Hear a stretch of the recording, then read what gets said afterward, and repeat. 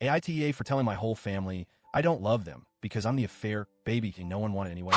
I, 15F, was born out of an affair. My mom, 38F, cheated on her then fiancé, the man I now call my stepdad, though legally he's my mom's husband, with her best friend's husband. Yeah, best friend's husband. Apparently, it was a brief mistake that somehow still lasted long enough to create me. What makes it more twisted? After all that mess, nobody broke up. My mom still married her fiancé. The best friend still stayed with her husband.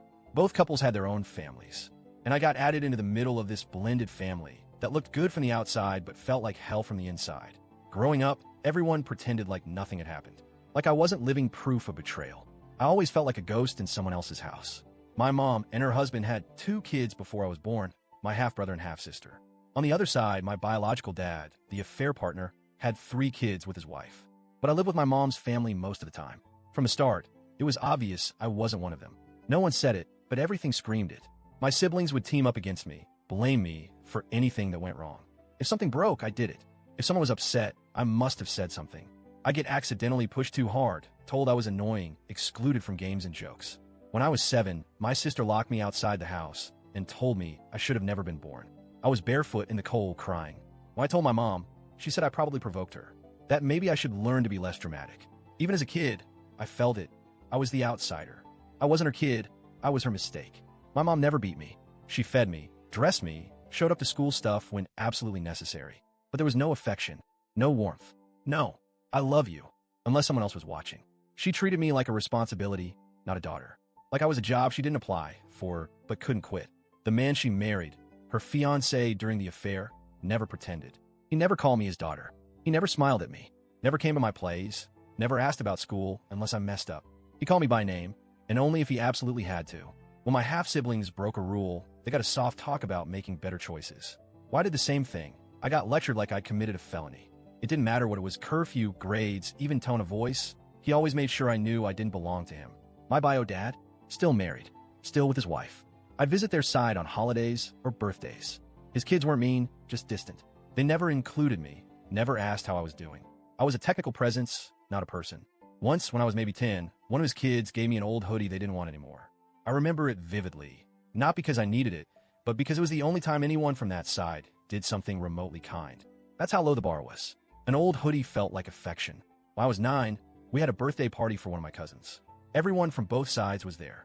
One of my older half-siblings dared me to eat a cookie with nuts in it. I have a serious nut allergy. I said no, obviously, so they thought it'd be funny to smear the cookie on my face. I had a full-blown reaction. Face swelling, throat closing, ambulance ride. It was terrifying. I could have died. In the hospital, my mom cried.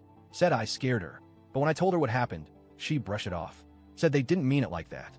The sibling who did it got grounded for a weekend. That's it. Her husband didn't even visit me. My biological father never called. That day, lying in a hospital bed, barely able to breathe, I realized something. I didn't love them. I didn't even like them. And I wasn't going to keep pretending. After that, I went into survival mode. I gave everyone just enough effort so they wouldn't accuse me of being ungrateful. But I stopped trying. I stopped hoping they'd change or start loving me. I became quiet, polite, and emotionally invisible. To them, I was a roommate. To me, they were strangers I had to live with. And they seemed fine with that. As long as I kept my head down and didn't rock the boat, nobody cared how I felt. I wasn't included in family vacations, wasn't asked to help plan anything. They never said it aloud, but the message was clear. You are here, but you're not one of us. Last weekend, my mom decided to plan something she called a family healing weekend. She invited everyone, both sides, cousins, aunts, siblings, parents. Apparently, she wanted to rebuild trust and strengthen bonds. I already knew it was going to be fake. Smiles that didn't reach the eyes, hugs that were more like handshakes. Still, I went because I didn't want to cause drama. Turns out, existing was enough to cause drama. We were all gathered in the backyard. Someone made a joke about me causing drama just by breathing, and my mom laughed. Not a nervous chuckle, like full-on laughed. Like it was the funniest thing she'd heard all day. And that's when I broke. I stood up and said I didn't love any of them. That I never had and never will. That I was done pretending to care about people who've made it clear over and over again that they don't care about me. I said they were my family. That they never treated me like one of them, so I stopped pretending I was. The silence afterward was deafening. Then the yelling started. My mom begged me to take it back. She was crying, saying she tried her best. Her husband called me vile and said he should have put his foot down with me years ago. My half-siblings were screaming about how I was a selfish brat and how they gave me a home I didn't deserve. Even my bio dad's kids, who usually never said a word to me, jumped in. One of them told me I was cruel and spitting in the face of people who raised me. Now I'm grounded, writing this on a glitchy old fire tablet my mom forgot to confiscate. My half-siblings glare at me anytime I'm in the same room. Her husband just stares like he's trying to burn a hole through me. They say I crossed a line, that I was disrespectful, that I hurt them.